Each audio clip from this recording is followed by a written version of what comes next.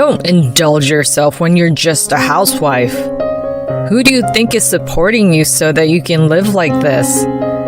You're just at home and not doing anything every day. Don't you know the saying, he who does not work shall not eat? Despite quitting my job at my husband's request and becoming a full-time housewife, he barely gives me any living expenses and won't let me work.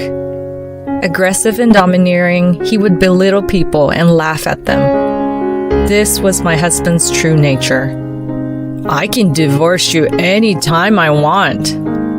You probably can't make it on your own as a full-time housewife with nothing to offer, but if you serve me well, I'll let you stay in this house. Aren't I a nice guy? Show some gratitude. Usually, I would say, "You're right. Thanks to you.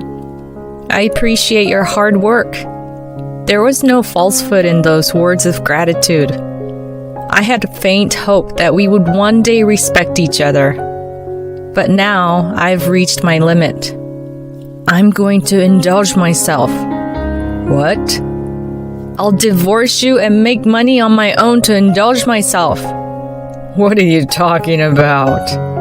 Now I'll show him my true nature. My name is Nancy, and I'm a soon-to-be 30-year-old housewife. I've loved clothes and drawing them since I was a child. I would often draw clothes I wanted to wear when I grew up on the drawing paper my mother bought me. Whenever I was asked about my future dreams in elementary school, I would say I wanted to be a fashion designer. After graduating from a fashion design vocational school, I worked at a general company. Of course, I had hoped to work for a fashion design company to make use of what I learned at school, but it seemed I had no luck at that time, as I unfortunately failed the final interview. Lacking the courage to try again, I ended up working for a company unrelated to fashion design. Around the time I got used to working as an office worker, I met my current husband Darren, who was in sales. I was in administration, so I didn't have much direct contact with the sales department, but we happened to sit next to each other at the company's year-end party, which was the start of our relationship. From then on, whenever we passed each other in the company, we'd exchange a few words and gradually became closer. Eventually, after going out to eat several times, he asked me to date him. About a year after we started dating, he proposed and we decided to get married. Now we live together in a rented apartment, just the two of us. We don't have any children. I thought having children would be fun, but he doesn't like kids. I can't force him, so there's nothing I can do about it. My friends often tell me that if I want kids, I should leave him, but I'd rather be with him even without kids. I loved his straightforward personality with a touch of kindness. However, about a year after we got married, he changed.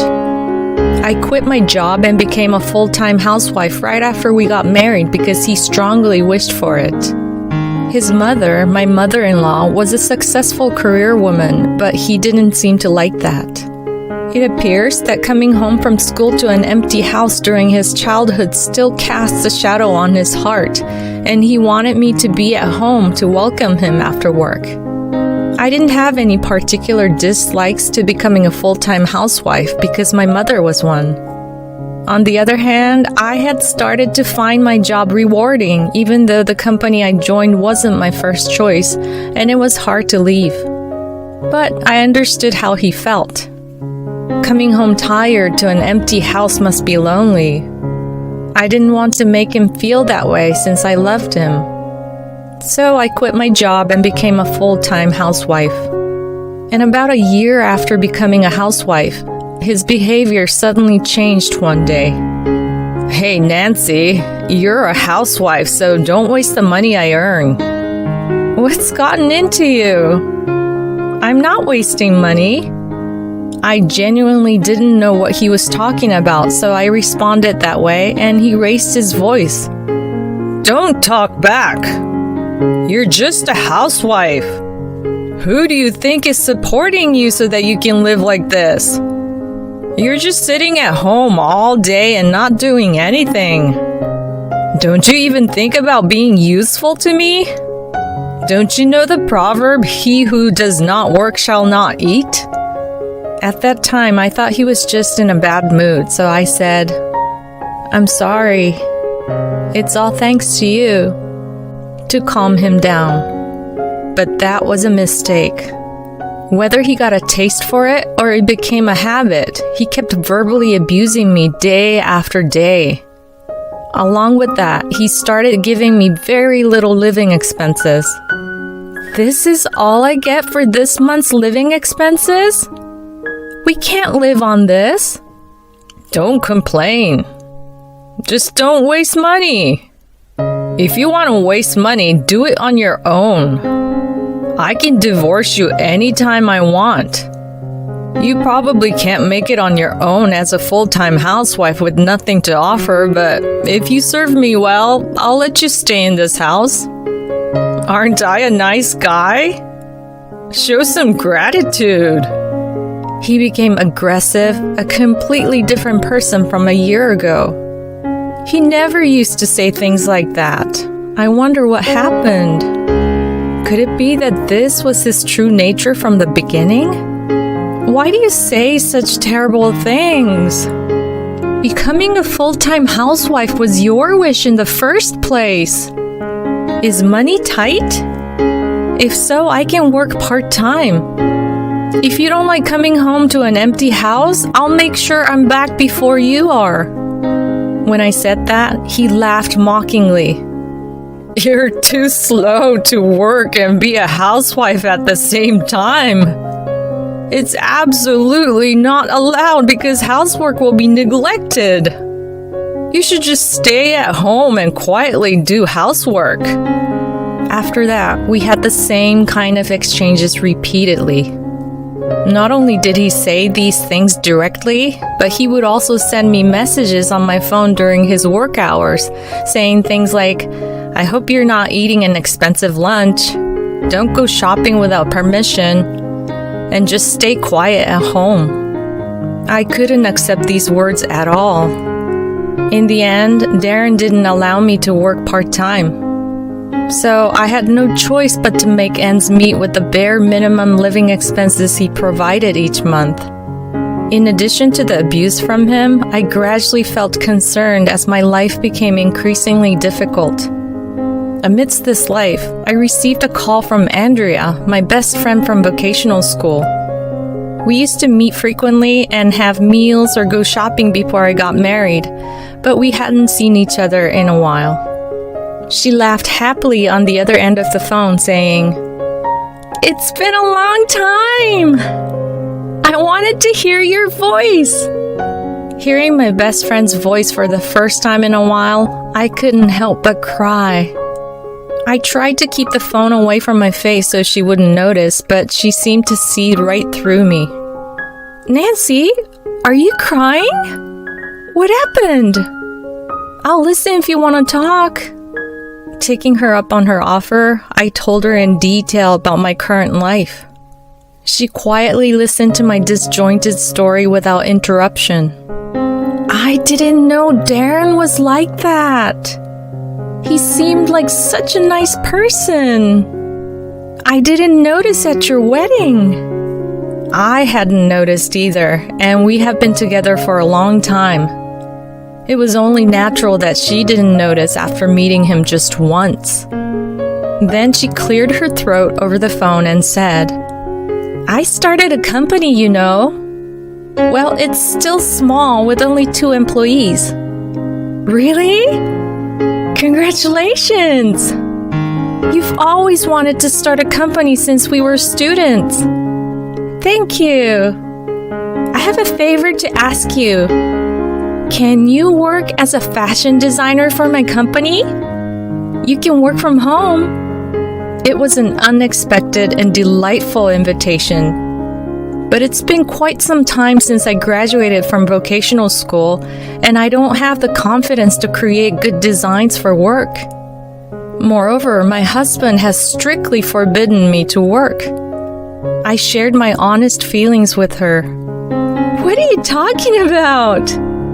You graduated at the top of your class in design and won awards numerous times. Besides, it'll be fine if you keep it a secret from your husband. Just think of it as helping me out. Please. After much deliberation, I eventually gave in to her enthusiasm and agreed to help her with her work. To be honest, I was drawn to the idea of being able to work in fashion design again, so I decided to help her. However, I knew that if I told my husband I was going to work, he would definitely get angry.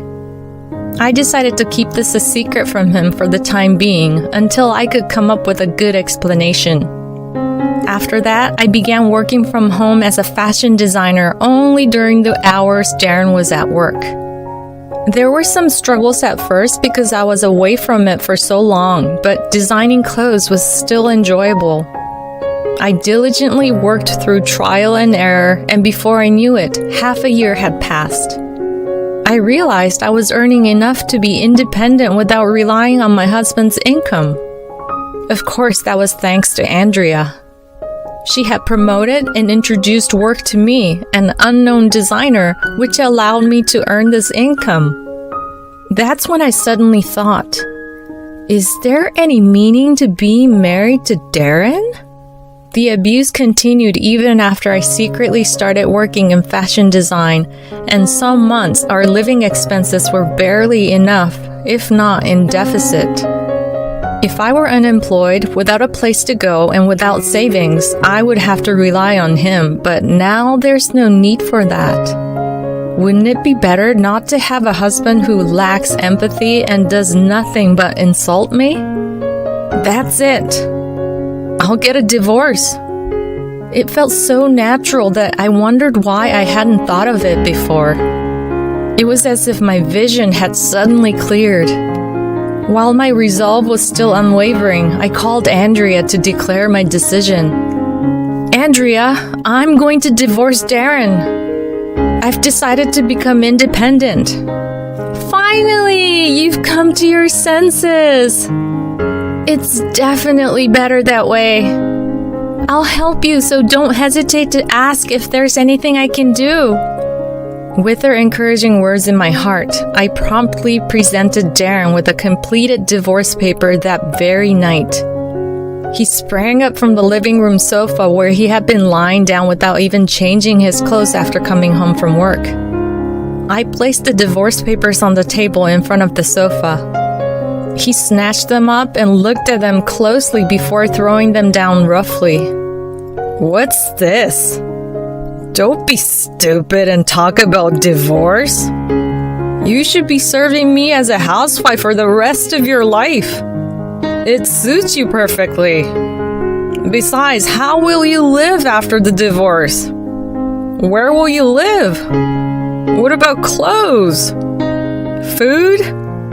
You don't have the money to make it on your own after the divorce, do you? I can't live with you anymore. I became a housewife at your request, but I can't stand being insulted and ordered around. And don't worry about the money. Take a look at this.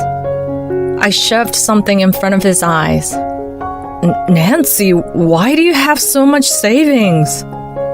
Were you working behind my back? His eyes widened as he looked at the bank book I presented. Yes, these are the earnings from the designs I created and sold. I used this to supplement our living expenses when there weren't enough. Are you grateful? As I said this, Darren, who had been sitting on the sofa, rose abruptly. He seemed about to insult me again, but instead he drew a deep breath and smiled smugly. On second thought, you can work. If you want to work so badly, you can be the one to earn the money now. I'll become a stay-at-home husband. His intentions were obvious. He was trying to exploit me to the fullest and control me as he pleased. But that's not going to happen anymore. He can barely operate a washing machine, let alone become a house husband. I wish he'd save his nonsense for when he was dreaming. You coward! I won't let you have your way anymore. Fine. Just hurry up and divorce me. I picked up the divorce paper he had thrown earlier and slammed them back onto the table. Perhaps he didn't expect me to take such a hostile attitude, and he shuddered, his shoulders trembling as he muttered weakly, "Why?" I quickly packed my things and left the house. Thankfully, Andrea let me stay at her place for the time being. At first, Darren, who had been served with divorce papers, grumbled, "I don't want a divorce. I was deceived." But my daily journals, household account books, and screenshots of the abusive messages he had sent sealed the deal, and the divorce went through smoothly. The lawyer I had consulted for the divorce was someone Andrea had helped me find. Thanks to her, I was able to find a very skilled attorney. I really couldn't thank her enough for all she had done for me. When I told her this, she laughed heartily and said, "Don't worry about it. We're best friends. But if you really want to repay me, you can do it through your designs." About half a month later, I found a new place to live. Thanks to her aggressive sales efforts, I was able to greatly increase my opportunities as a fashion designer. Of course, I still have a lot to learn and little experience in taking on jobs, but I'm sure my future is bright. And from what I've heard, Darren's life after the divorce has been miserable. First of all, with me gone, there was no one to do the housework, and the room we used to live in quickly turned into a garbage-filled mess. On top of that, he had no habit of properly managing his suits, so his appearance became sloppy, and he started receiving harsh complaints from clients saying, "Don't send such a dirty person for sales." Furthermore, the complaint issues spread within the company, and his colleagues and subordinates began to distance themselves from him. He was eventually transferred from the sales department to warehouse management. Unable to bear it, he ultimately resigned voluntarily. Without any income and unable to manage his money properly, he quickly found himself in debt and was evicted from his apartment. He is now said to be struggling even to find food for the day. In fact, there was one time when he barged into Andrea's company. I was working from home at the time, so I wasn't there. When she spotted Darren walking around yelling trying to find me, she used her expert judo skills to throw him off. She then promptly reported him to the police, and he was taken away quietly. I was surprised when I heard about it later, and I worried whether Andrea would be targeted for revenge. But at the same time, I felt relieved. She seemed to feel the same way, saying with a mischievous expression, "It was a little scary, but I finally feel refreshed. After all, I have to make sure he pays for all the suffering you went through, right?" I may have failed in my marriage, but I was able to gain something much more precious. I vowed in my heart to cherish the time I have now, working with my beloved best friend on the job I love.